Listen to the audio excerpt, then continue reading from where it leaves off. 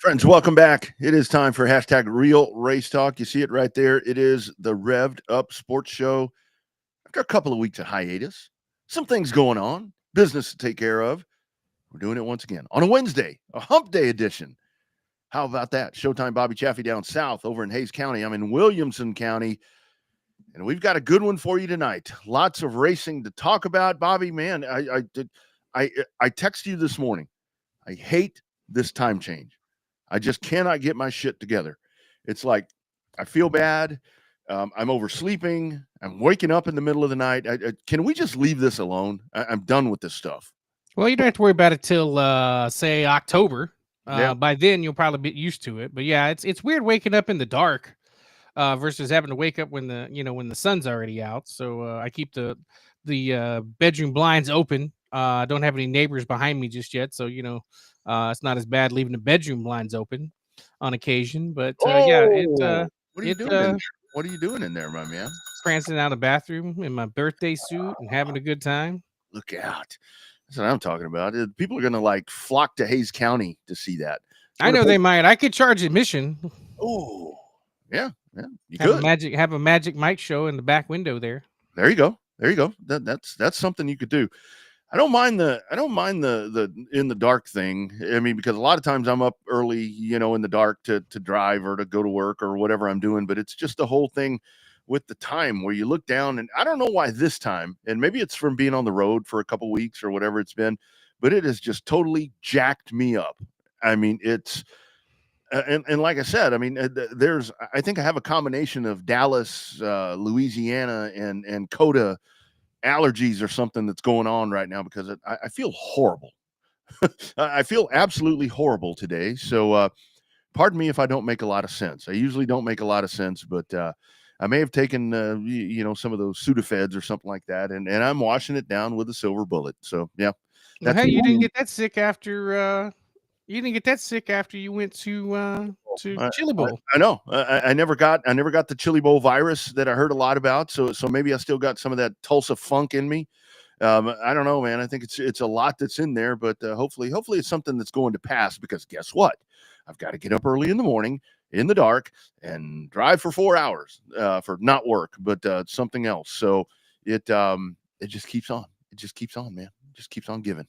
The world does not stop, and it just you never know what's going to give you the black eye next. You just got to keep on rolling with it, right? Right. It's you're just waiting. It's like just when you think you have it, something happens. And it's like, I was totally freaking out. I think I texted you when we were trying to figure out what day to do the show. By the way, welcome, friends. You can comment. We're live. This is always a live show. You're not going to, you may get a recorded interview or something like that. And by the way, Tristan Pena coming up here in just a few minutes. Ryan McCullough from South Alabama Speedway, and then Storm and Steve Sims for the Cotton Bowl opener that's coming up this weekend. But you're always going to get live stuff here. And I totally forgot where I was going with that. But, oh, comment. Give us your comments. I mean, drop your comments right there. I know we had racing this past weekend. I think I told you I didn't realize how close I was to Boot Hill on Friday night. I wasn't going to make that trip. I was tired, but big happenings over there at the hill. Yeah, big one. Well, they had to run everything on Friday night because of the rainstorm, impending rainstorm there on Saturday. So they squeezed a big show in a short period of time. So that's what Boot Hill can do. They can run those shows, but sometimes their fans are a little less perturbed, if you will, by the longness of their shows. They're kind of used to some of them extended shows being a little longer. So some of our other friends at some of these other racetracks aren't used to that. That was something that I took into mind when I thought about going there, because what I was doing there, I mean, the work that I had to do, I had to be up at like 8 a.m., and luckily the venue, I was staying in the venue, essentially, the convention center right there. But it was like, I know that this thing is going to run late, because I'd been watching it for a little bit, because I totally forgot it was on. I just can't keep up with the dates anymore. And then I saw it and I'm like, hey, you know what? I think I might drive over there. But then when I looked down at my watch and I'm like, okay, this is going to be a little bit. So I think I'm going to pass. So I checked it out with our friends at Race On, and hey, I stayed up as long as I could. Well, it happens. You are getting older, so. Yeah, that's my other point. So I think a lot of this sickness. So I've been putting off going to the doctor, and like I always do. I mean, I put everything off. Colonoscopy. I mean, everything gets put off for me, and that's just the way I am. I don't know them like Merle Haggard, the way I am, And so I have this doctor's appointment yesterday, and I go rolling up in there, and of course my blood pressure's high because I'm all worried that they're going to draw blood and want to look at all these different things. Bobby, I went rolling up in there, and that dude is like, man, since the last time I saw you, you've lost 14 pounds. Oh, wow. I was like, really? He's like, yeah. He like showed me the chart. I'm like, oh, okay. No blood work. Just got my medicines refilled. Went on my merry way. So I know I got to go to the doctor. I hadn't been to the doctor in a while. They have not refilled some of my high blood pressure medicine, and Lord knows I need my high blood pressure medicine now more than ever. So, man, I tell you, it really is. I don't know what our deal is as dudes, to where we just put that shit off, and then when something bad happens, it's like, oh my goodness, when we could have prevented it. I mean, like I'm telling you, the colonoscopy thing, and Tristan is in the waiting room, so this poor kid's hearing about 50-year-old man having a colonoscopy. I put that off forever, and it was like, seriously, I enjoyed it. They knocked me out. Works what sucks. That's all. Oh, I mean, that day, that's what it is. That's what it is. Well, I bet when I did the prep work, that's when I lost a bunch of that weight. Because, dude, I was crapping a lot. There was all kinds of stuff going through there. You see the new dog in the background? I see that. Yeah, got the new puppy back there. Happy, excited to be a live guest on the show. Speaking of live guests on the show, and we got 3 of them tonight. Let's go diving in here, because first on the docket right here, we're heading over to San Antonio, Texas. It is our man, Tristan Pena. How we doing, sir? Good. How you guys doing? Doing well, man. That's some good looking hardware you got there behind you, man. I want to ask you, before we dive into your accolades and your schedule and everything that you've done, how cool is it for you that you are going to be representing probably the most popular company in the state of Texas, if not the Southeast, with that Whataburger orange all over your vehicles, man? How great is that? I think it's really great, especially because it helps boost my brand as well, with help me getting more recognition with how much popularity that they have. Awesome.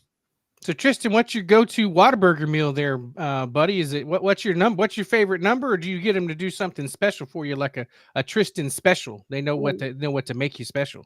So I do a #1 plain and dry with cheese with a medium fry and a chocolate milkshake. Nice.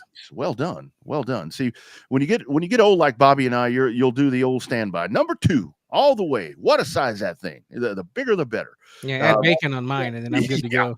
That's kind of the way that works with that. But congratulations on that, and we can elaborate on Thank that a you. little bit later.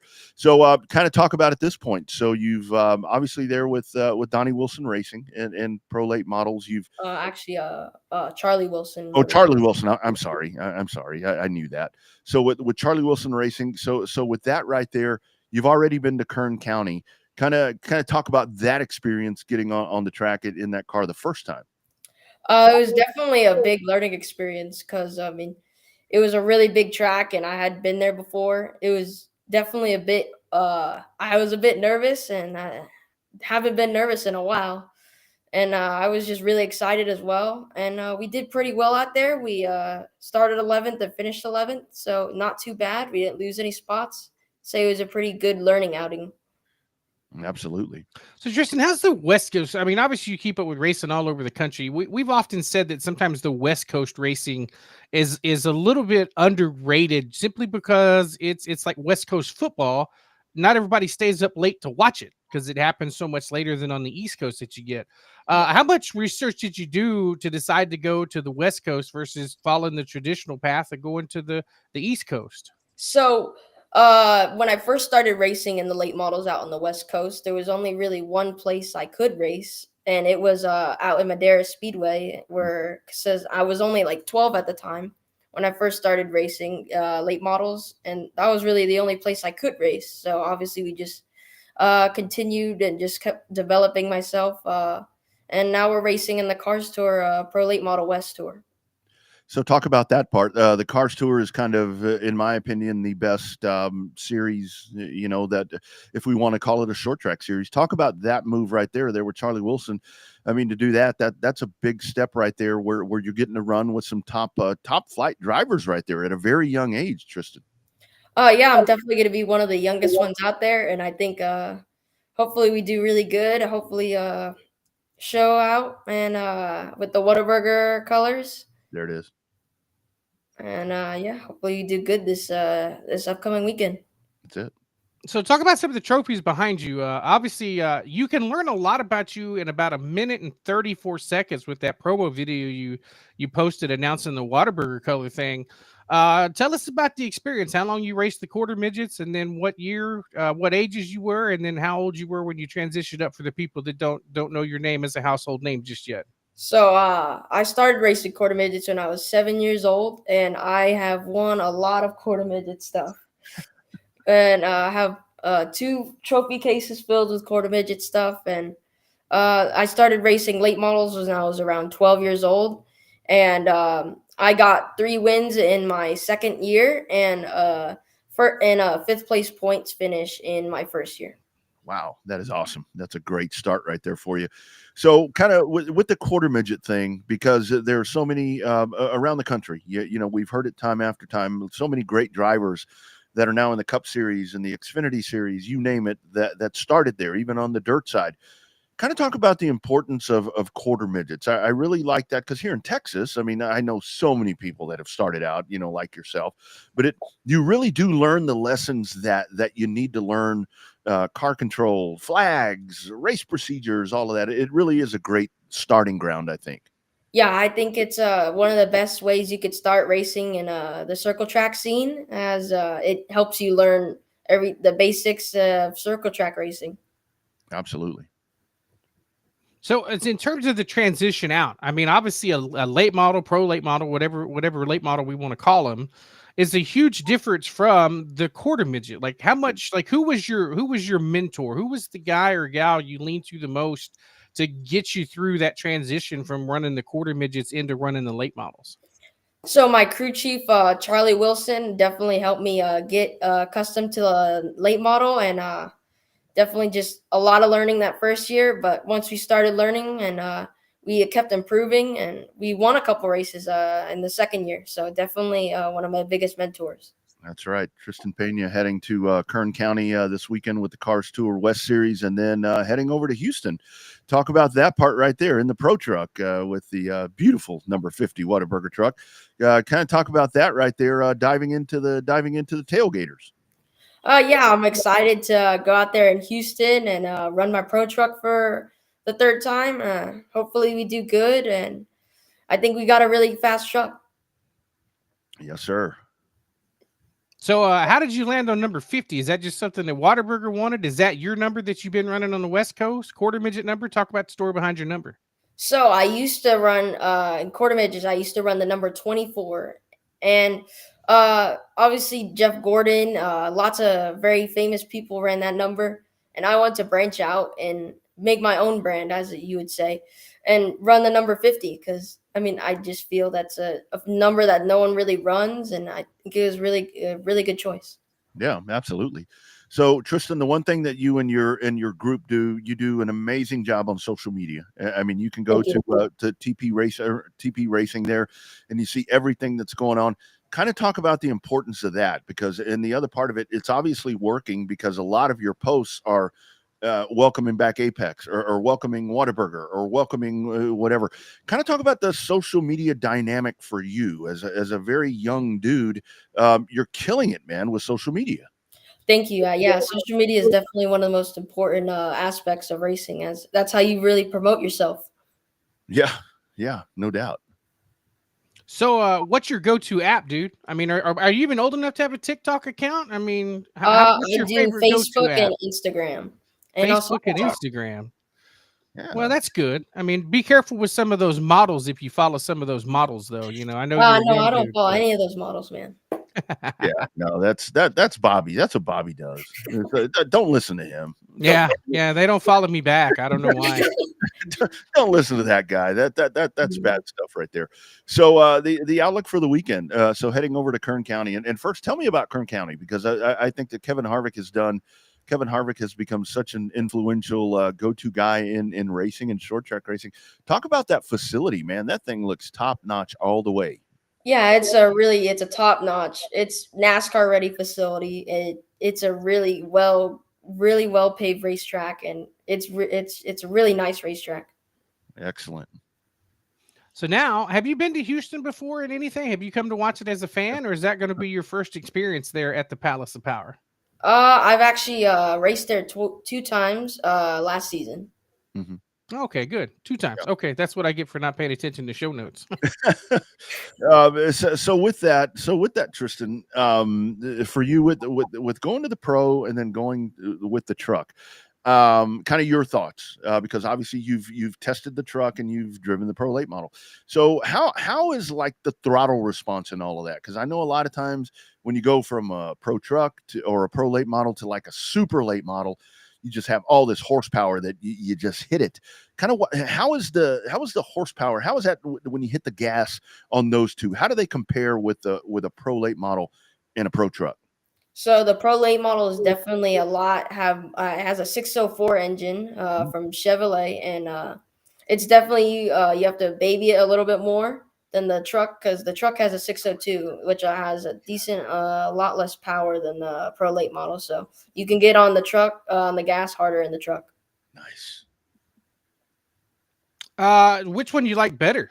You like the sensation of the late model? You like the bigness of the truck? Because you gotta wheel them both, but truck's a little bit more forgiving, a little different chassis kind of setup. So which one's your favorite, or do you just love them all?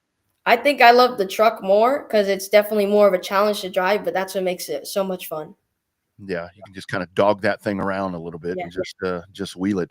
So last one for me, Tristan, is and you mentioned Jeff Gordon with the 24 and all that. Racing heroes for you. You know, a lot of times, like for myself, my dad was my racing hero, but Terry Labonte, AJ Foyt, a lot of different guys that I really looked up to, and they were the guys that made me love this sport. Any of those for you that you can single out that have really made a mark on what you're doing at this point? I think definitely Jeff Gordon and William Byron. Those guys I'm big fans of them. Absolutely. The 24 thing. That's what it is. Yes. 24.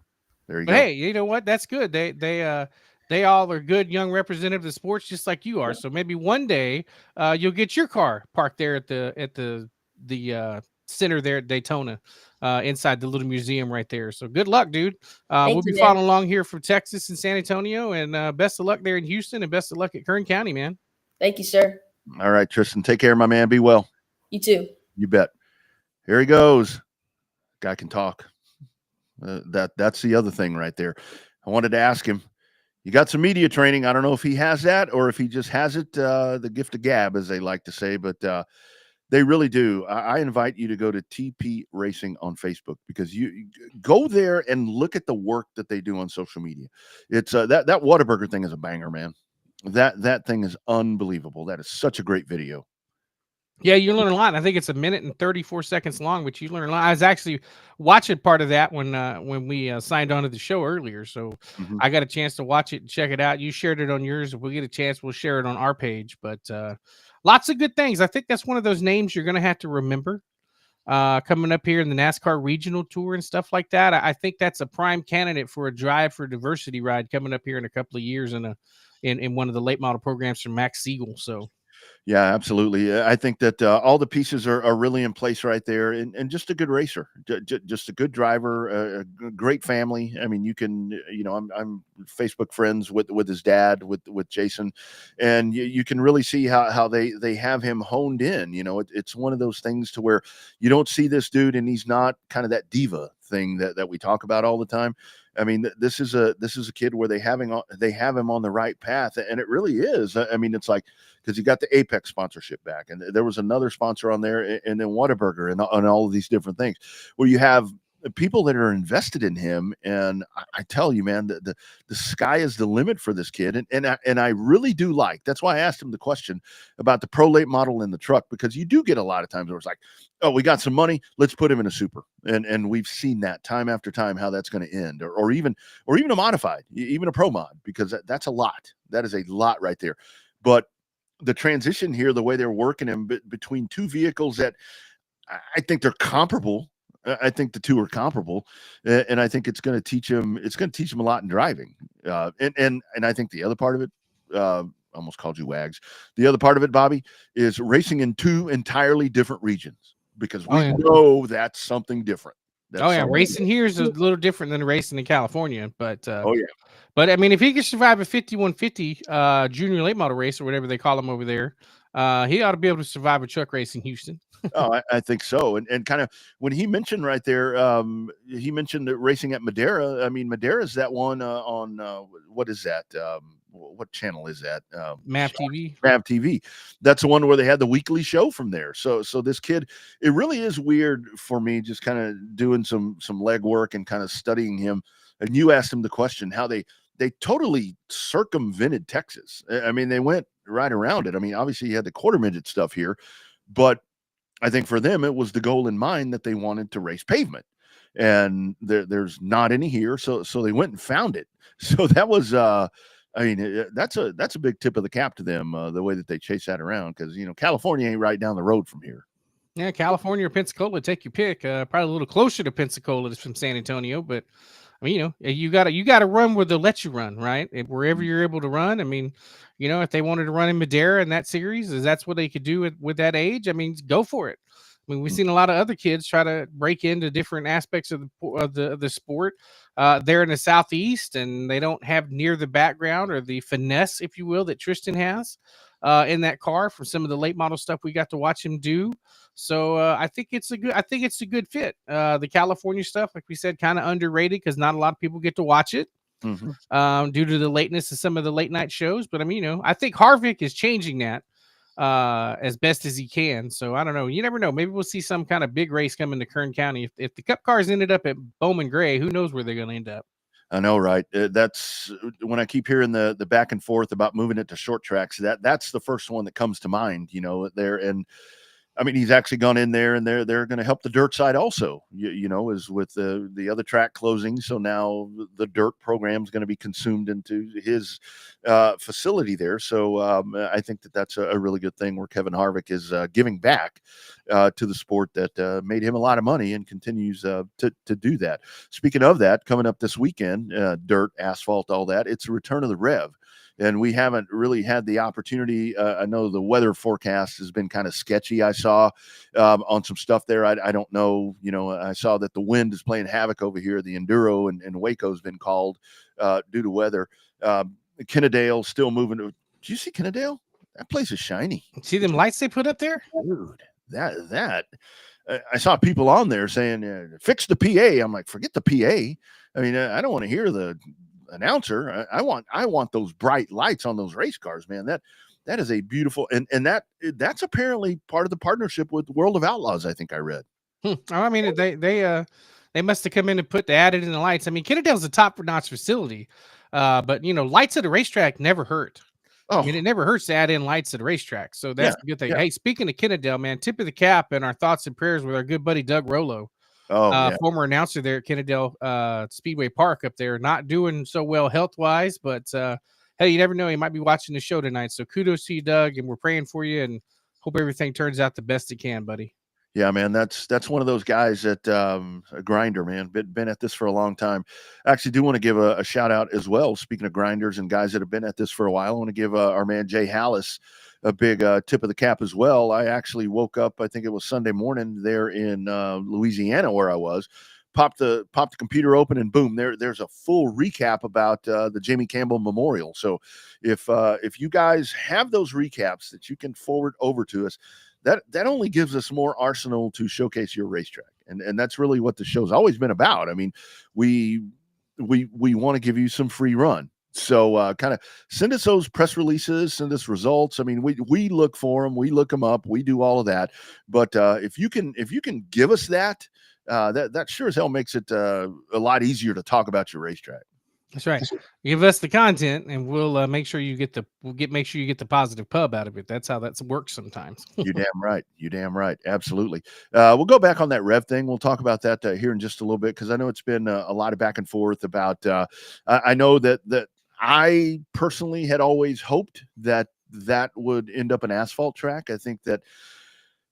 You know, markets and everything, they're a little crazy. Asphalt racing is its own thing, where it's so hard to do that right now. But I kind of always hoped that one kind of being isolated over there, kind of in its own spot. And again, that's detrimental to it probably. But I always had hoped that was going to be a pavement track. I've never seen a race there in person, but I drove by there, kind of snuck in there and looked around when it was still paved. But I'm glad it's open. I don't care what surface it is, but man, I think that would be. That'd be a pretty cool one to see a Cars Tour race, or UARA Sportsman or something like that. I think that'd be pretty cool. Well, they're doing the rules right, even if it's a dirt track, right? Yep. They've definitely gone through, and they have. It's going to be a finesse track, if you will. They're not doing anything outrageous to where it's going to make the ecosystem up there in northern Louisiana out of whack. Yeah. They're using the same factory stock rules as everybody else up there. They're using the same modified rules. All their classes are pretty much similar to all the other tracks that are running up there. Boot Hill, some of the other tracks. Boot Hill comes to mind because that's probably the closest one to them. But they're getting the same problem up there as we're getting down in South Texas. There's only so many racers and so many dates to have, and at some point you're going to end up scheduling on top of each other, because that's just what has to happen when you've got so many dates and so many racetracks. Yeah, no doubt about it. No doubt about it. So the Rev firing off this weekend, and also this weekend, one of the marquee events when it comes to super late models around the country. Obviously, one of my favorite events. I've had the pleasure of getting to make a race call on that one time. Not able to get over there, unfortunately, for some work stuff this year, but I'll tell you who will be there. That is always there. It is my primo. It is my Alabama cousin down there. It looks like he is live at South Alabama Speedway. It is our man Ryan McCullough. How we doing, brother? Man, Rodney, if I can't complain. If I was any better, I'd be Rodney Rodriguez. I'll tell you that right now. Dude, you want to have allergies and you want to be out of shape and probably have a bad liver and can't see. Is that something you aspire to do? Well, I think I got the allergy part covered. I've been with the warm weather we're having down here. I've been, taking Claritin like they're M&Ms these past couple of days. Yeah. So I'm Yeah. right there with you. But the post nasal drip is gone, and we're ready for a great weekend of race cars here at South Alabama Speedway. Ryan, talk about that part. Talk about what the Rattler means to South Alabama Speedway. There's so many huge races and everything, but South Alabama Speedway has a very different feel. I'm very blessed that I've gotten to experience it. Just kind of talk about that racetrack and this race. This is genuine short track racing as it should be. Absolutely. We get people that tell us all the time when they come to South Alabama Speedway, it feels like they take a step back in time. It has an old school vibe. A lot of people say a better vibe than a lot of racetracks you go to, because when you walk through the gate, you're immediately met with a smiling face of a family member of whoever owns the racetrack. And heck, it may be John Dykes that greets you there. The way we run things here at South Alabama Speedway, and I'm a very, very small part of the things that happen here, it all stems from the leadership and the guidance we have of John Dykes, who will literally, probably, if you asked him to, will give you the shirt off his back to take care of somebody here, because he's a short track racer at heart. He does whatever he can and listens to whoever he needs to listen to in an effort to make racing better. And that all the way from our mini sportsman cars, which are kind of like a glorified go-kart, all the way up to super late models. He'll listen and he'll respect them, and they respect his decisions too. And I think you see that every year at the Rattler when we get these marquee names from what used to be the Gas Series, and then it was ASA South, or the ASA Southeast Tour. The Southern Super Series in the past has been a sanctioning body. Now with the UARA Series, you got guys that travel from all over the country to come race here because they want to win the Rattler, but they also want to support one of the, I'll go ahead and say it, one of the last true Southern short tracks out there here at South Alabama Speedway. You got it. One of the last true tracks. Good representative of the Trojans there too, Ryan. Absolutely. That's got to be the first Trojan shout out we've ever had on the show down here. We've had some Texas State Bobcats pop up on the show, but never a Troy Trojan. So that's a good one to have. But we've always talked about the camaraderie in racing, right? Whether you're a race car driver or a crew member or a fan, even the officials to a certain extent have to have the camaraderie of being able to, because you spend a whole hell of a lot of time together. Talk about the fan experience there, because it's South Alabama is no different than say a Heart of Texas in Waco. If you show up and sit in somebody's spot that's been sitting there for 25 years, you're gonna have issues. So talk about that the fan overall expo there at South Alabama. We like to call our fans a less civilized Bowman Gray Stadium fan. You see the Madhouse gets all the praise and the videos and the pictures of the fans that are up on their feet, jumping up and down, supporting their drivers. Well, they do here as well, just it's not as publicized. And if you watch on Racing America tomorrow night, especially for our local divisions, our 4-cylinder series, the Coyotes, you will literally see people that sit in the same grandstand seat every single weekend, and they cheer their favorites. They boo the ones they don't like. They may even tell some guys they're number 1, or if they really don't like them, they tell them they're number 11. There you go. Give them both of them. But we love our fans here. Anytime we open the gate, they're here an hour before to make sure they get that seat they're supposed to have. We got fans that don't like their grandstand seats, will bring their folding chairs or their ball game chairs, and will sit in front of the front row just so they don't miss anything. We love our fan bases here. We are a local racer and Saturday night short track driven facility. We have late models one time a year. That's this weekend. Every other time we open the gates, we are strictly local divisions, because that's what we feel drives the race fan and our bloodline here in the Deep South and South Alabama is our local divisions, our local fans. Yes, we love folks that come in from all over the country for this weekend, drivers, fans, everybody. But man, there's just something about a Saturday night in the deep South in South Alabama in the middle of summer when it's 900 degrees and you're pouring sweat sitting next to a guy that for one feature, you guys may be cheering for the same guy and slapping each other on the back. And the next feature, y'all cheering for somebody else and you're wanting to fight each other. That's what makes it beautiful. If everybody cheered for the same person all the time, it wouldn't be fun. Our fans don't do that. Like I said, they cheer their favorites. They boo the ones they don't like. We have a whale of a time here at South Alabama Speedway. If you've never experienced it, come sit in the grandstands on a Saturday night, and you will you'll have stories for generations to come. That's right. I mean, for you Texans checking in or you catch us later, this is very much Longhorn Speedway and Corpus Christi Speedway. That's the feel that you get right there. It totally is. Ryan, kind of to elaborate right there about what you're talking about, you know, the late models coming in, the supers, and then the Baby Rattler 125 there with Rogers Dabs. I just think that it's so impressive that everything that you're talking about right there about the nucleus of the racetrack is the local stuff. The local stuff is still being showcased this weekend. Mm-hmm. It's not Bubba Pollard's coming. It's not, which it is, you know, that they're coming, but the track is still promoting the local classes. And I saw that for my, with my own 4 eyes. I think that's so amazing that continues to happen on a big race weekend. Absolutely. John Dykes, our owner, will be the first one to tell you we wouldn't be in operation if it wasn't for our local divisions. I mean, every time we open the gate, we're pulling in 80 plus cars. Sometimes we're in three figures, up over 100 cars for a local division Saturday night. 6 classes, and we're getting 15, 20 cars almost in each class. John Dykes is a short track racer at heart. He raced for many, many, many years at at street stock level. He bought the racetrack and he wants it to be a family friendly place. Yeah, we talked about having the disagreements, but we're just like family. We might have the disagreement at Christmas, but we still love each other most of the time.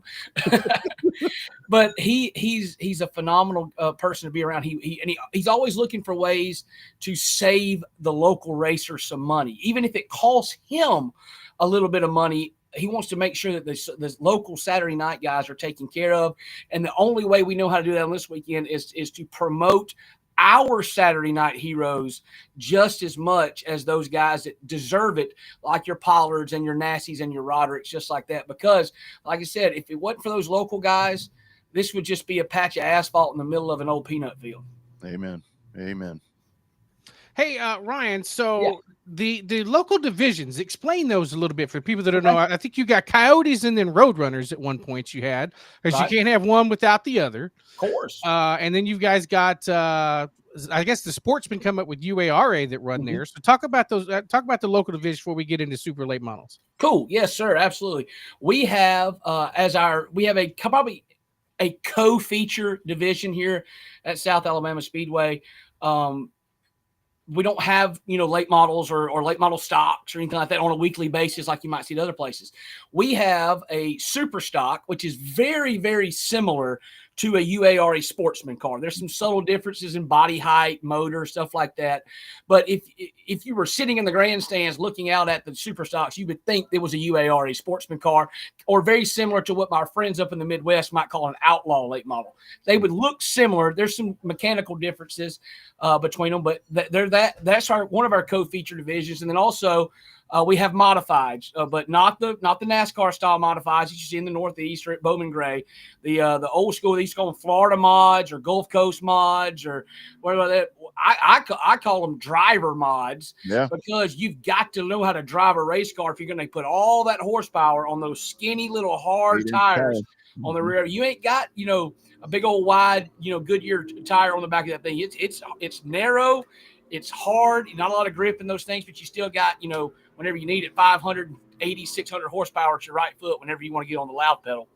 So those are our two feature divisions here. They race pretty much every weekend, alternating schedules. And then we have Roadrunners, which are basically kind of like a pure stock at a lot of different racetracks. The grocery getters, those big, heavy race cars that got those giant, big 350s and everything like that else in them. They are, and I've said it before, Rodney's heard me say this, I think that Roadrunners at South Alabama Speedway are the best weekly racing division in all of America. Yep. I will put them up against Modifieds at Bowman Gray. I'll put them up against Outlaws at Pensacola. I'll put them up against anything else in the world. 2 years ago, in 2023, we had 16 races and 15 different winners in that division. Damn. Absolutely insane. I mean, I talked to the same guy twice. I talked to him once in April, and I talked to him once in September in Victory Lane. It was new every time I went down there, other than that. Wow. And like you mentioned, you had road runners, and then of course you got to have a coyote to go with it. Well, the coyote is our 4-banger series. Okay, they call them Buzz, they call them Hot Shots, they call them all different stuff. Well, we already had road runners, so of course you got to have a coyote to go along with it. And that's my favorite series. I actually get distracted sometimes watching the crowd. That's my Bowman Gray series. That's the ones where my fans are jumping up and down, screaming and hollering and shaking their fist at people they don't like. And that's the one right there. That is entertainment on the racetrack and in the grandstands as well. We have Crown Vics. They have exploded in the Deep South over the past few years, especially down the Central Florida region. They've migrated up here. We have Crown Vics, and we also have the minis, a mini cup and a mini sportsman. Very different from each other with motors and things like that. A mini cup car is, I call it the Bandolero's redneck cousin. It's kind of the same thing, but not really. Just like your redneck cousin's kind of your family, but there's something that's just not the same. And then the mini sportsman car is even, I wouldn't want to say more outdated, but it was the predecessor to the mini cup car. It's more of a boxier go-kart style car. So those are what we have pretty much every week. We got 6-7 divisions every Friday or every Saturday night when we throw the green flag. And we love our local divisions here, from super stocks and modifieds all the way down to the mini cup and mini sportsman cars. Oh, man, and a great car count. That's the other part about it. You guys, my heart breaks hearing all this with us, struggling in Texas on the pavement side. So, lastly, Ryan, let's dive into this one. I hear the cars on the track behind you right now. They are rolling around behind you. You got the Rogers Dab Baby Rattler 125. The Hardy's Rattler 250. Kind of tell us what we're expecting here. UARA, Ricky and them, they come in, they run a very efficient show. I love how they do this. Absolutely. Tires and all that stuff. What are we going to see on Saturday? On Saturday, that's right. Super late models, Rattler 250, the Hardy's Rattler 250. 49th time we've thrown the green flag on this race here at South Alabama Speedway. Started as twin 100s way back in the day, then went to twin 50s at the very first one, then went to a 100, a 125, and now up to its 250, and it's kind of found a home there as a 250 lap event. UARA, the sanctioning body, you mentioned the show that Ricky runs. It's a tight show. It runs quickly. It runs efficiently. There's not a lot of lagging or sitting around. He and his group at UARA do a fantastic job, and we are proud to partner with them every single year here. The racing on Saturday, I'm going to address the elephant in the room. Okay, they don't like me to do this, but they can't stop me. Right. We understand there is a threat of weather on Saturday. Pretty significant threat. I mean, we're not going to sugarcoat it and about that. Track officials and series officials have sat down. We've discussed it, and we are working on a process. We're not going to throw it out there in case we don't need it, then we have confusion. But if and when something needs to be tweaked or changed or anything like that, the UARA social media, the South Alabama Speedway social media, and our friends at Racing America will have you up to date. We have put it out there that our scheduled rain date, if anything has to be postponed, it's going to just bump to Sunday afternoon, just like normal. Yeah. The Rattler's been a Sunday afternoon race for, it's basically its entire existence up until last year when weather affected the weekend, as it has numerous times throughout the years. We moved the show up to Saturday afternoon, Saturday evening, and got it in. Well, after that, we decided, it's rained like I think John Dykes told me in the last 15 years, we've had rain on some day 11 out of 15 years. On some, I mean, meteorologically, March is the wettest month in Alabama, and we try to hold a race right in the middle of it, but that's a conversation for another day. Right. But It was affected last year, so Ricky and his staff at UARA and us at South Alabama Speedway got together and said, let's just bump everything back. Instead of being Friday, Saturday, Sunday, let's go Thursday, Friday, Saturday, giving us the option of moving. If something gets rained out, we can just bump it to Sunday, hopefully, if it's a beautiful day, and going about our business, nobody loses anything. Well, we hope we could get through 1 year of it being Thursday, Friday, Saturday, but it looks like it's potentially may get pushed to a Sunday afternoon show in its traditional spot. Right. If anything were to change, we'll let folks know. Now, let's talk about actual race cars now that we got all that crap out of the way. There you go. So we are expecting approximately 25-ish super late models here. Most of them are here today. If there's some that have notified us they're going to come in tomorrow morning or overnight tonight. All the names you come to expect except one. Unfortunately, we got a call a couple of weeks ago from Toby Noodleman and Ty Majeski, and they will not be able to make it this weekend.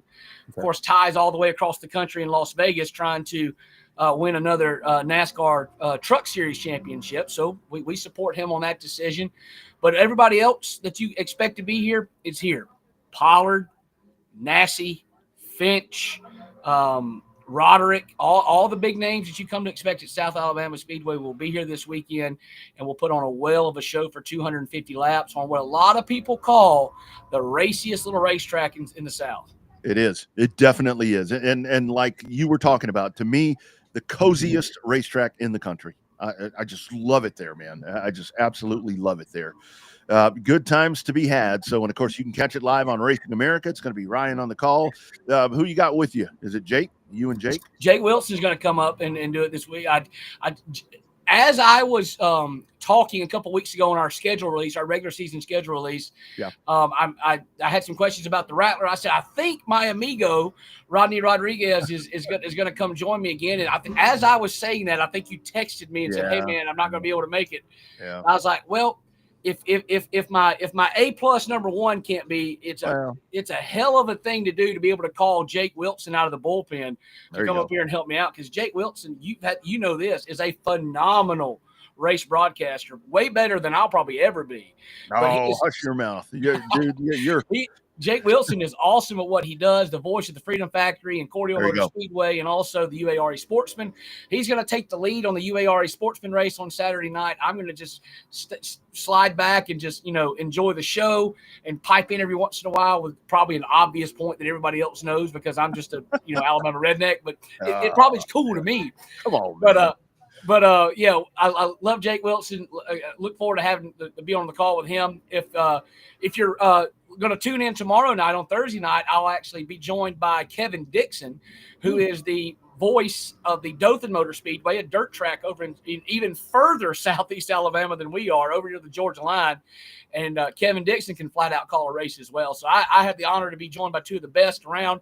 Wish it could have been my amigo up there with me, but we'll make do, and we'll go ahead and send you an RSVP for 2026. There you go. We will make that happen again, dude. We'll have our family reunion coming up here very soon, man. Looking forward to the call on Racing America. You guys, good luck out there, and good job on that, having that plan together. And again, like you said, South Alabama Speedway Socials, Racing America, UARA, that's the place to go to know exactly what's going on, correct? Yes, sir. Absolutely. Got a guy, one of my good friends, Brandon Lee, used to handle the social medias for Roush Fenway Keselowski Racing. He's going to step in and handle socials for us this weekend. So as soon as we get him the information, he'll get it out to the masses. Looking forward to it. All right, my man. Have a great call. We'll be checking in. And like I said, living vicariously through you this weekend, my friend. Have a good call. Thank you very much. Like I said, you'll be here next year. We'll keep the seat warm for you. We'll make it happen. All right, man. Take care. There he goes, Ryan McCullough. That really is the coolest place, Bobby. You would love that place. You would love that place. It is. It looks fun from the Racing America videos that I've seen of the Rattler. Like it looks like it's a racy little joint for sure. It's Speedorama all over again. I mean, it really is. That's the true feel that I got from that place, where you go rolling up in there, everything from the concessions. I mean, everything. It just feels like what we're were used to doing way back when. So anyway, you can find that on Racing America coming up on Saturday, scheduled for Saturday. But like Ryan said, just kind of be sure and stay tuned to the social medias. That way, if that changes, you'll know where to go. Here's a guy that knows a little bit about Longhorn Speedway and Austin Speedorama. Steve Sims, you would love South Alabama Speedway, dude. You'd probably go race your car there every week if you went there. You been there yet? No, and just the sounds of those guys that are going to be racing there this weekend. That sounds like a great race. Hopefully they get it in. Yeah, absolutely. So, Steve, welcome to the program. By the way, great backdrop you got right there. I like that quite a bit. Thanks. Good to see you guys. Hey, Bobby. Hey, dude, Steve. I'm good. Just sitting outside. It's a beautiful night out. Looking forward to talking to you guys a little bit. So, Steve, is the race car ready to go? You got it in the box. Y'all still doing some tweaking? I know you sent me some pictures of some structural changes going on there at the Sims Racing Empire. Is the rocking and rolling number 58 ready to go? It's ready. It's on jack stands till Saturday, but it'll be. Oh, look at that! But it'll be ready to go come Saturday. Definitely. Looking forward to another season out at Cotton Bowl. So, Stormin, you've raced for a long time, dude. How has racing evolved? Obviously, it's still expensive, right? Whether you raced in the 80s or you're racing in the 2020s here. But how has racing overall evolved? Is it just different because you can't go to a junkyard and get A-arms, control arms, hubs, and you got to order everything from a magazine? In your mind, how much has it changed? We'll just say over the last 10 years, say since Kyle closed. A ton. It's like they call our cars factory stock, but there's probably only 3 or 4 things that came from the factory: the frame, the lower control arms, the rear end, and the engine block. And that's about it. Everything else you get from a catalog somewhere, or you make it, you build it. I build my own bodies on my cars. All in Designs wrapped it for us. And if you haven't noticed, I stole my nephew Garrett's wrap design that he designed, I think, back when he was probably in high school or middle school, doodling when he's supposed to be learning. But I love the looks of his car, and so I had to copy him. I'm a big supporter of my nephew Garrett on the Lucas Oil Late Model tour. Steve, let's talk about him, because that's a guy where it kind of knocking on the door for a little bit, just kind of right there, but picked up the win last year, kind of got that done. But I mean, right now coming out of the box, this guy is so freaking fast. I mean, anytime you turn this stuff on, that dude's right on the pole and right up the front of the pack. I know, we're excited about the season that he started off with already, and then they were racing a whole bunch, but now he's been off for about a month. But I talked to him a couple days ago, and they're ready. They'll be racing Friday night and Saturday in Tennessee at a World of Outlaws race, and looking forward to watching him again. We're so proud of him, our whole family. We've got a lot of supporters. We've got a lot of Austin sponsors that sponsor my car and Garrett's car. You'll see Arbor Auto Works on his car, Browning Auto Parts, and Scott and Kelly Mitchell from Giddings Ranch. Their names are all on Garrett's car and my car, so it's really neat that he's got Austin supporters as well, because he was actually born here in Austin. When you watch the broadcast, they always say he's from Las Cruces, but he was actually born right here. So he was here for his first couple of years, and then he moved back to Las Cruces, and that's where he started out there. Absolutely. So, Steve, you and I got a chance to talk about this on Pit Road, the Red Bull experience with SVG and Connor Zilic, and then some of the Formula One guys. How much can you talk about that? I know you probably had to do NDAs just like we did, but talk about that experience a little bit with SVG and them filming that Red Bull spot out of Cotton Bowl. Oh, that was really neat. I was really fortunate to get the call to be one of the 4 cars that got to be in on that and go out there and watch it. The whole thing happen for a couple of days and see how they do all that. It's a lot of hurry up and wait, but then it was really cool watching them race. My car's never went that fast as it's gone with SVG driving it. So I realized it's not the car, because, man, he was fast. And I talked to him on pit road just before he got in his car the other day and asked if I could take a spin in it. But he said, no, this isn't my car. But it was cool to go up and remind him of who I was. I said, yeah, you drove my car at Cotton Bowl, and then it clicked who I was. But I was glad that he was tall, because that's the one. I was happy that he drove my car. Connor Zilic was really cool too, but I've been an SVG fan ever since that first race that he won in Chicago a couple years ago. Yeah, absolutely. So, Steve, like when you and I were kind of going back and forth there, talking about Ryan, I don't know how much you heard what Ryan was talking there about South Alabama Speedway. I kind of wanted to bring you in because let's talk about kind of that feel there with Cotton Bowl Speedway. Obviously, with a lot of drivers that compete there, because it's ladies and men, that compete there. We've kind of all been family for a long time. Just kind of talk about that as we start another season coming up on Saturday. It fires off. Just kind of talk about that vibe there at Cotton Bowl Speedway. It's very similar to what Ryan was talking about at South Alabama, to where it's like you're fierce competitors. You get out there, but the whole thing is there's a great car count. There's a lot of fans, and people are just entertained watching great short track racing on a Saturday night. Definitely. It definitely has that family feel. I think we've got a great year coming up with the new drivers and the new class coming in, the junior limiteds. I think is going to bring some new drivers to this sport in the next few years, give them a chance to get their feet wet up until a certain age. Um, the ladies are doing great out there in the classes. We've got another one. Gabby King is moving up to factory stock this year. Oh, wow. Taylor Stewart's been doing great. I call her Swift Taylor because she's getting faster all the time. She's doing great, and I think there's going to be a lot of good things happening out there this year. It's Marianne's. I think Marianne's had the track for about 7 or 8 years, and it's getting better every year. The car count is amazing compared to before she took it over. So she's done a great job. She and H have done a great job promoting the track, getting new people in it, keeping them in it, and I'm happy to be racing for them out there.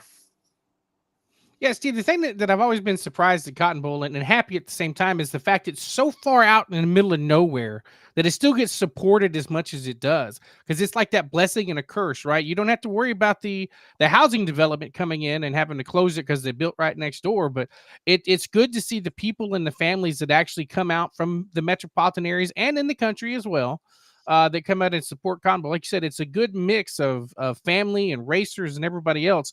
How does that compare back to the old days of Speedorama? Has it got the same feel? Because I've heard people talk about that before, that when they roll into Cotton Bowl, it's got that same feel that Longhorn had, and a little bit of what Kyle had when it first opened. Definitely. It's one of the nicest tracks around. I think that's one of the things that it has going for it the best is it's fan friendly, nice restrooms. It's the facility is just very, very nice. I've been to a few other tracks, and it's just one of the top ones in the state, I think, and it's one of the fastest too. I think you probably only get faster speeds maybe at the half mile at Texas Motor Speedway. I think it might be I might be wrong, but I think it's the biggest track around, and it's fun, it's fast, it's scary at times. It's got everything. There's nothing like you're getting ready to start a feature, and Nathan turns off the lights. You get ready to go down the backstretch. H comes over the radio and says, "We're going green next time by." And you get all kinds of emotions because you just don't know what's going to happen. Chaos is about to happen. You try to make it. You try to make that first lap, and the next one, you try to get through it, and man, it's as exciting as it's ever been to be driving a race car. That's for sure. H says we're going green at the pink tire. We're That's going right. at the pink tire. Yeah. With y'all's class, Steve, talk about that, because with the factory stocks, I mean, there's a great kind of nucleus there of you guys that's your home track. I mean, that's where you race. But Cotton Bowl, it brings in, I mean, on a given weekend, you get some guys from South Texas that make their way in. You get some of the guys from North Texas in factory stocks and so forth. Kind of talk about that part, because it's like the invaders come in, and when the invaders come in, it ain't just some Joe Schmo down the road. Oh, man, it's guys that are talk about the invaders. Dalton Faulkner and Jared Maupin and the Torres brothers. Yep. Man, if the class wasn't tough enough to run in already and tough enough to win in, man, and then all those guys come. And the craziest thing especially about Dalton Faulkner, almost everybody out there, pretty much everybody has a car that's like an Outlaw or a Destroyer or something like that. The fastest guy in the whole state builds his own car, so that's pretty amazing what Dalton Faulkner could do. So yeah, we have some heavy hitters that come out there, and man, it's tougher than ever. So like this week, hopefully we're going to have a good run. But boy, next week when the Outlaws come and we have all the other guys come, it's really tough when they all show up. But still, we're going to give it everything we got every single night. Well, as long as this outlaw show goes better for you than the last one, I think you'll be all right. Just because that last Man, one wasn't even that carnage wasn't even televised, man. You get all that damage for nothing. Nobody knew, but people I that know. still left. Nobody even saw what happened. They come up to me and said, "Are you going to keep going?" I'm like, "I just had a car on my roof. No, I'm done. I'm ready to park it." But yeah, I had a car land on my roof last year, and it didn't show it on TV. Probably one of the scariest wrecks I've ever been in. Because you see a guy that's flipping, and you can't get away from it. I try my best always to avoid the wrecks. Try not to cause the wrecks, even though sometimes I do. It's part of it. But man, I couldn't miss that one. And all of a sudden, he's on the roof of my car, and opening night, the car looks as good as it's going to look all year, and it seems like it messed up a little bit of every part of my car, including the halo that the roll bars that go above my head, and my car was off to Terry James in just a couple of days to get repaired. So, man, start off with a great looking car, and it's just thrashed the first night. Yeah, But no doubt. Stormin, talk about you're one of the guys. I mean, very much, and I see this a lot at Cotton Bowl, but I think you're probably the biggest one in my opinion. That I mean, the racetrack has a promoter. We know that Marianne and H they promote it, and Race On televises races and all that. But you're one of those guys to where it's like, hey, you haven't been to the track, hit me up. I'll give you some tickets. I'm gonna take my race car out. I'm gonna show my race car off before the races. Talk about that part. That's one of the things. I mean, you're just such an amazing race car driver for one thing. I've watched you forever. I'm going to age you. I've watched you forever. So kind of talk about that part, because you are seriously one of those guys that really digs in and promotes that racetrack out there in Page. I'd really give it all I can. I made a promise to Marianne when I probably helped convince her to take over this track back when it was struggling and it needed another promoter. I saw her probably late at night at the Snowball Derby, and I said, "Come on, Marianne, come on, you can do this," because I know her love of promoting, and I knew that she could do it. We need somebody like her. I'm glad we have somebody like her. I don't know who else would step up and take over this track if she were to all of a sudden be tired of it. I'm glad her granddaughter's out there racing and her son's out there racing, because maybe that'll keep her doing it for a while. And I joked with her at the banquet. I said, "Marianne, you might outlast me, because I don't know how much longer I can do this. I've been doing it for a long time, approaching off and on 40 years of racing, from when we first brought that 8 ball out to the track. I haven't raced every year. There's other guys from from the Longhorn Speedway days, Tommy Garral, Heath Stewart. Those guys have raced more consecutive years than we have. But we started just a little bit before them, but they've been doing it more consecutively. We stepped out of it for a little bit and done some other kind of stuff. And we're going to miss a couple races this year. I won't run for points this year. We're going to go watch Garrett a little bit. I'm going to go to Talladega a little bit and see if I can find the infield, Rodney. You know about that. There it is. But I definitely feel obligated to Marianne and H for everything that they do for giving us a great place to race. I'm going to do my part. I'm going to try to get people to go out there. She gives me a deal on tickets that I give to new fans. I don't give them to my friends. I don't give them to family. I give them to people that have never gone. I've given them to people at a red light before on a motorcycle, and they ask what I had in that trailer.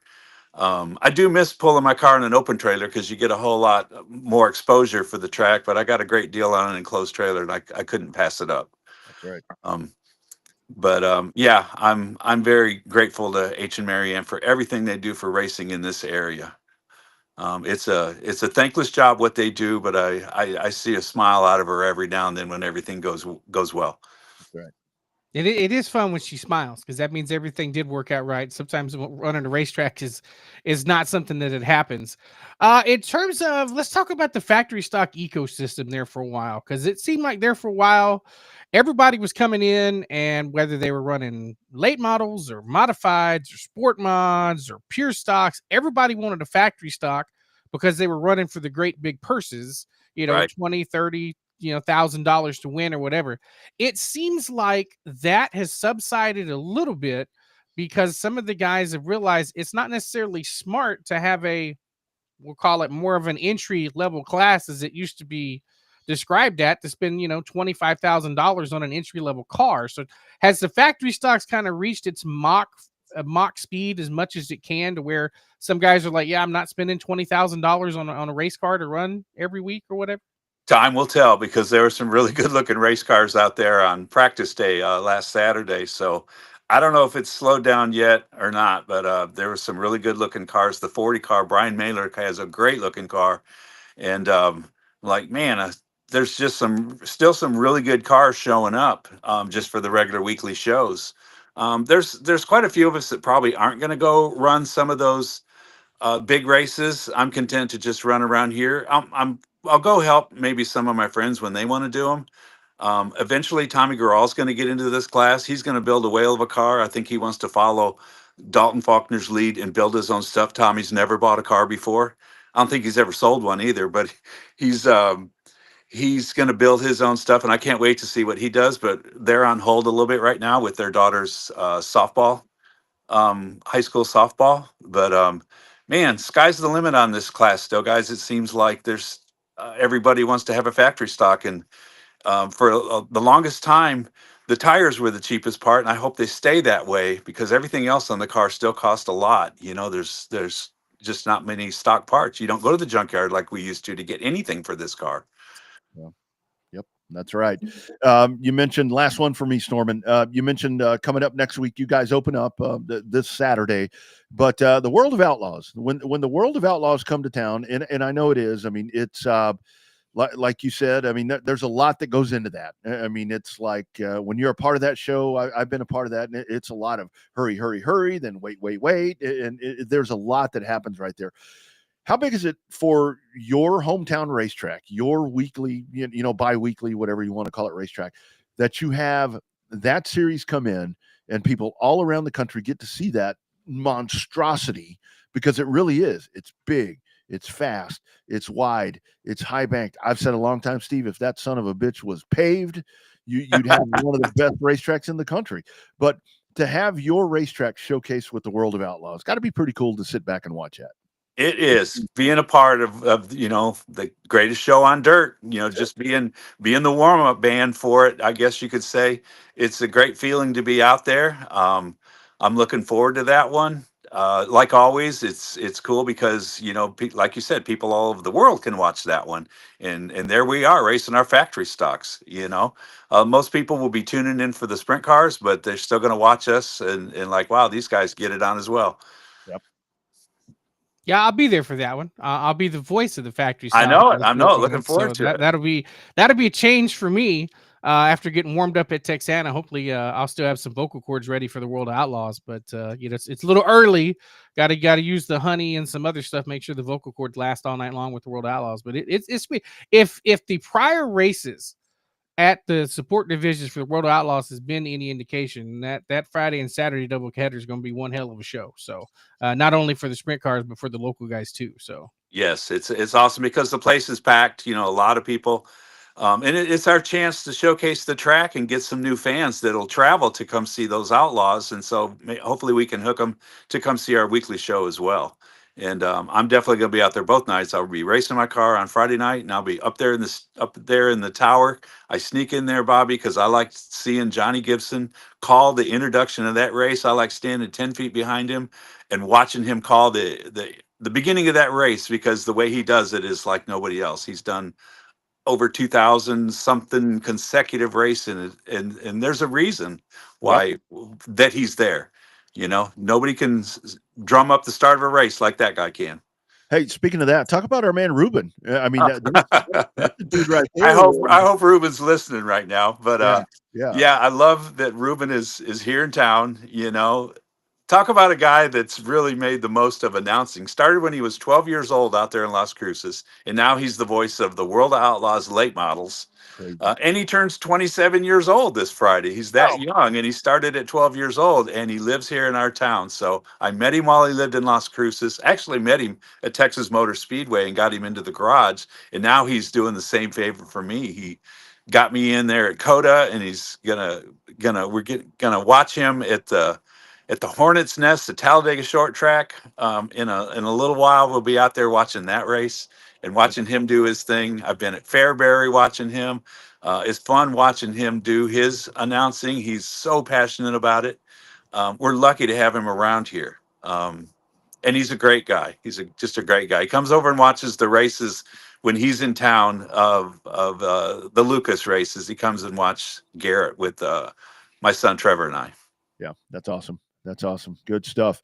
Steve, good luck this weekend. And I always say it, the rockin' and rollin' number 58. Man, I love that. Right across the top. Please never take that off. That's Oh, it's got to stay on there. And can I give a shout out to all my sponsors if I can remember them all? My longtime friend Win at Arbor Auto Works has been helping me from the old Chevelle days. Austin, Tommy Garral at Austin Mobile Marine has helped me. He puts more into my racing these days than he puts into his own. Jeff Bearden at Bearden Automotive. Don at Browning Auto Parts. My brother Rick at Capital Screen. Outlaws Barbecue in Giddings always takes care of us. Paul's Motorworks, I swang by there today, the BMW shop on 2222, got a check for a drum of fuel. Scott and Kelly Mitchell out in Giddings that are huge sponsors of my car. Terry's Body Shop in Taylor fixes us up anytime we tear anything up on our car. And for sure, my wife Tracy, my son Trevor, my son Bruce, they support my racing. They've been watching me do this for a long, long time, and I'm glad to have their support. And one last shout out I want to give to all the safety people that take care of us out there at Cotton Bowl Speedway and make sure that we're safe. I always think, I don't really want to get to know those guys real well. I want to see them in the driver's meeting. I want to see them at the banquets. I don't want to see them during a race. But I really appreciate all those guys. My family appreciates those guys being top-notch safety people taking care of us out there on the track. Absolutely. Absolutely. They do a great job each and every year out there at CBS. Good luck Saturday night, man. Good luck this season, and another great year coming up there at Cotton Bowl Speedway. And I'll see you out there soon. All right. Thank you, guys. Thanks for having me on the show. You got it, man. Take care. All right. Bye. Hey, Steve. There you go. Stormin' Steve Sims. And that is the opener coming up at CBS. And we'll get this pulled up here once again. That is coming up Saturday, March the 15th, the season opener. It looks like the Texas Dirt Trucks are going to, or the South Texas Dirt Trucks. I think, is that what they are now? I can't see that. I think they're South Texas Dirt Trucks, but I'm just old school. I'm still probably going to call them the Texas Dirt Trucks. Texas Dirt Truck Series. Yeah, whatever. I don't care if it's south, north, east, or west. RaceCBS.com. More information right there. Get your tickets, and you just roll up in there. And this is the prelude, as Steve talked about, coming up for next weekend. It's a World of Outlaws that will make their yearly trek for a 2-day show happening at CBS. And, of course, they're at Kennedale. Is that right? Yeah, Kennedale this weekend. And we're going to be horrible weather potentially up there. They can't catch a break with the World Outlaw show at KSP. That's for damn sure. Yeah, man, I'll tell you that's going to be the thing. And like Ryan McCullough was talking about out there at South Alabama Speedway, to be sure and check into the socials there of the racetrack and the South Alabama Speedway, Racing America, UARA, to figure out what they're going to do. That they kind of have a pretty good contingency plan. Isn't it funny? You remember that year we were down there when the Derby moved up an hour and it worked out so well? That's what they do now. So yeah. I think that's kind of what they're doing. Well, it didn't work out that so great that year. It got transferred to Monday, but yeah. But we got home in enough time to watch it on Racing America. So that's right. That all worked out really good right there. But great conversations tonight with Tristan Pena, Ryan McCullough, and of course Stormin' Steve Sims. Jamie Campbell Memorial. I was hoping for a better car count. I know it's early in the year, but I was constantly asking myself, everybody's always ready to race. Where the hell are you at? But looked like a good night of racing out there at 37. They had a good night. I think that the sky's the limit for Ray and them this year. They put a lot of effort into that sprint car show. They're going to have a unique opportunity with a couple of Wednesday night shows there in the middle part of the summer. So I think that the sky's the limit there for I-37. They have the ability to, for some reason, they get late models. Nobody else can get late models, but I-37 can get them. Yep. And so that's a feather in their cap, and hopefully that we'll see. I'm hoping it's not a prelude to what was, I think, with stems, though. I think a lot of people are set up to run with stems.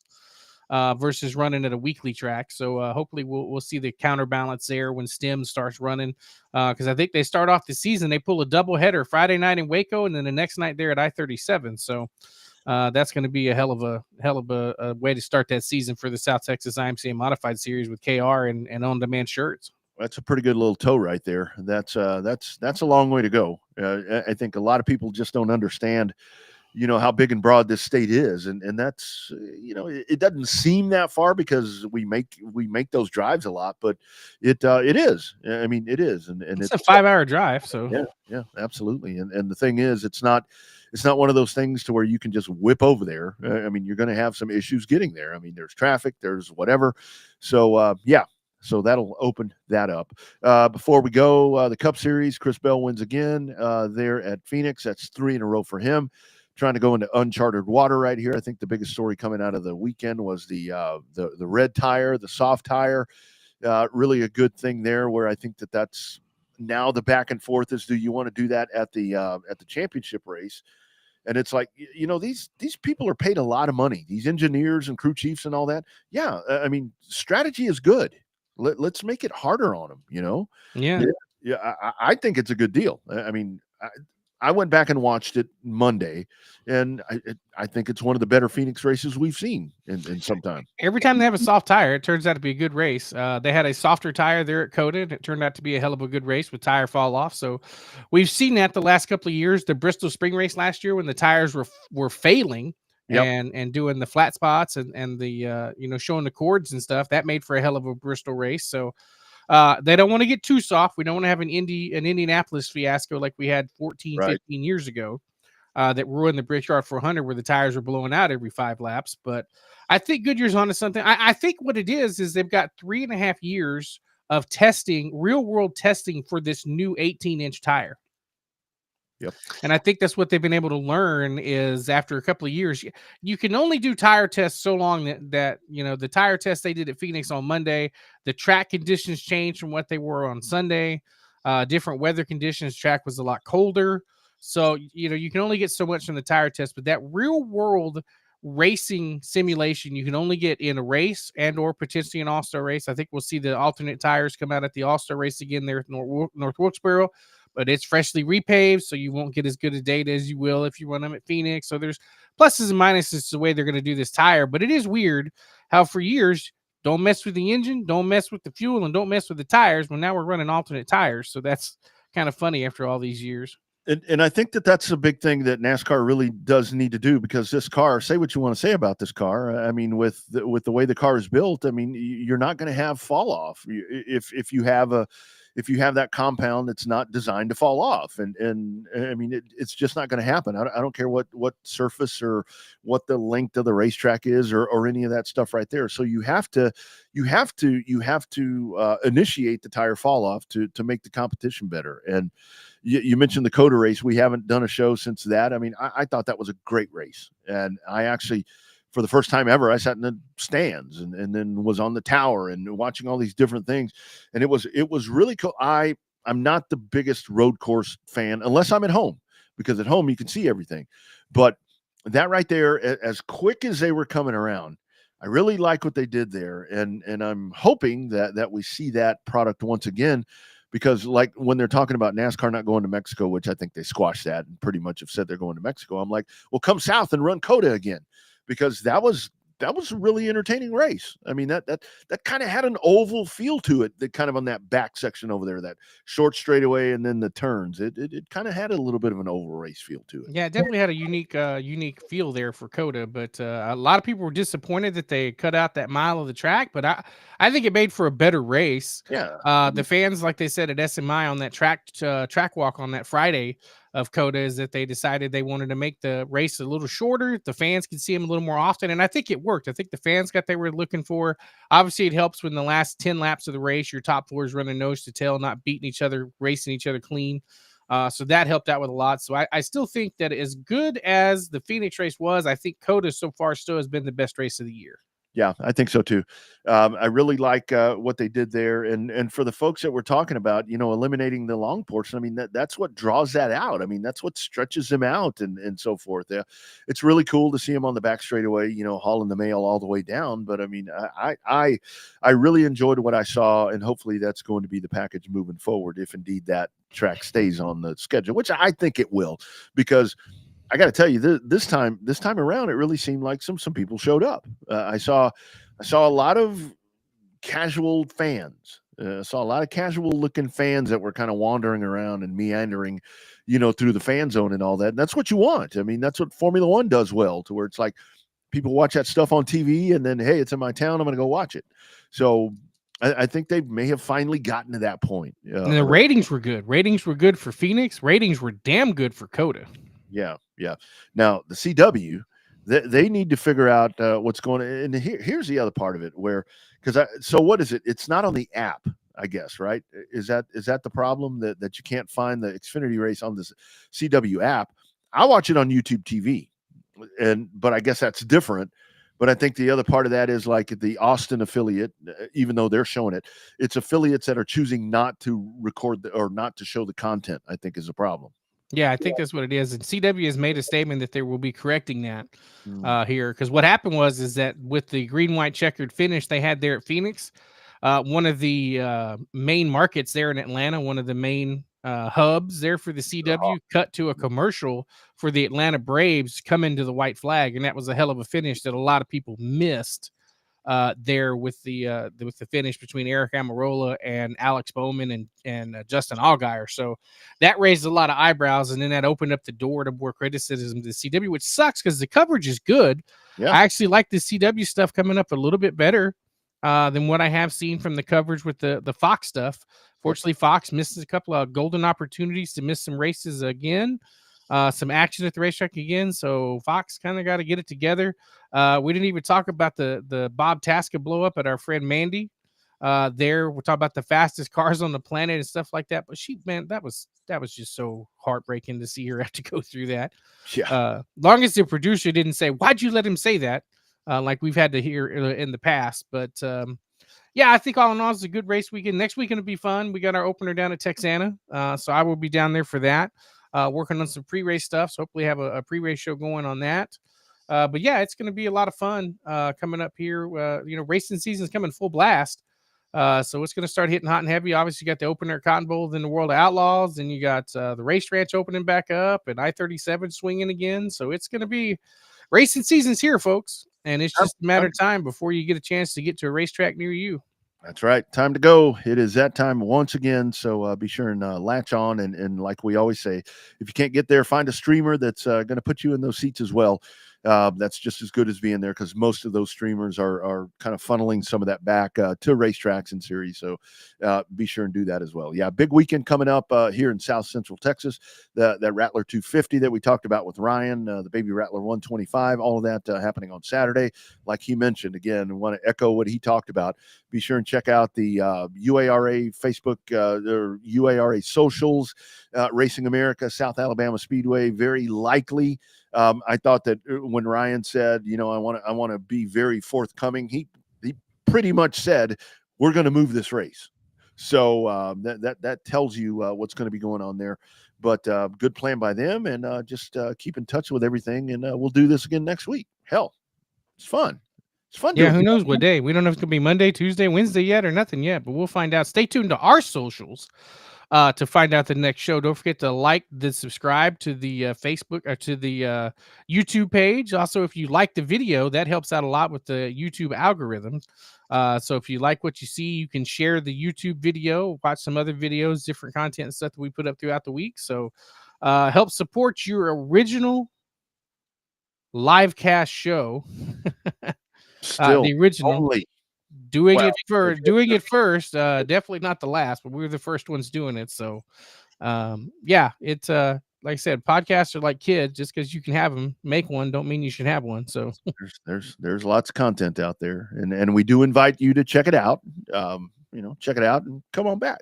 It's like Motel 6. This show is like Motel 6. Remember Tom Bodette? Was that his name? We'll leave the light on for you. Come on back. We're always here. We're always here. All right. Monday is that regular day, but just when it comes to schedules and full transparency, it's usually me fucking shit up. But anyway, so it's usually a Monday show, and thank you all for just being a part of this, because we'll continue to do this as long as you guys tune in. So Bobby, you ready? You got those vocals polished off and ready to get back after it once again over at the old TRP? Not yet. It'll be closer coming to Friday. So I'll be able to kind of work on get some pre-race stuff done or set up, and then try to get some no promises on the pre-race show. There could be some logistical challenges with the internet down there, but we'll get everything squared away the best we can down there. But it's gonna be a lot of fun. 6 classes and some award ceremonies with go-karts and different kind of stuff. And so it's gonna be, check out the Facebook page there, Texana Raceway Park, for all the details. Should have the full schedule released, I think, tomorrow, for sure, or definitely by Friday, to have the racing action ready to go. I've seen some of it and ready to rock and roll, and it'll be a pretty good time. A couple of notes there from Texana: any class that gets 18 or more cars automatically races for $1,000 to win. And thanks to Bud Jenkins from TECC Roofing and Remodeling there out of Houston area. If they get 21 or more factory stocks showing up on Saturday night, they race for $2,000 to win. Woo, man, show up, guys. Show up. I'd go, but I don't want to see that. I would have gone, but yeah, I was going to go, but it's too far. We weren't ready, and we're not going to race. And if you can't race your car, go to support the track, but don't race your keyboard. That's the easiest way to think about that.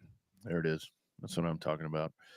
That is exactly what I'm talking about. And that's why I know I still have it in here. I know I still have it. That's why the great Nick Saban once said, "Why do you care about what some guy puts on the internet who's a fat guy?" There it is. There it is. It works. Don't fall into that trap, my friends. Don't fall into that trap. All right, Bobby, have a great rest of the week, my man. Keep plugging at it. I'm going to try to get these sinuses cleared out. I'm on the road tomorrow, and then we'll do it again either next Monday, Tuesday, Wednesday, Thursday, maybe Friday. Who knows? We'll do another live cast. It's always fun. No matter the day we do it, we always have fun. Fun first, and then everything else follows after that. That's it. Thank you all for being a part of the program. Check out the socials, and we will do it again. It's the original. It's hashtag Real Race Talk, the live cast. It is the Revved Up Sports Show. Bobby Chaffee. I'm Rodney Rodriguez. We will see you next week. We'll do it again.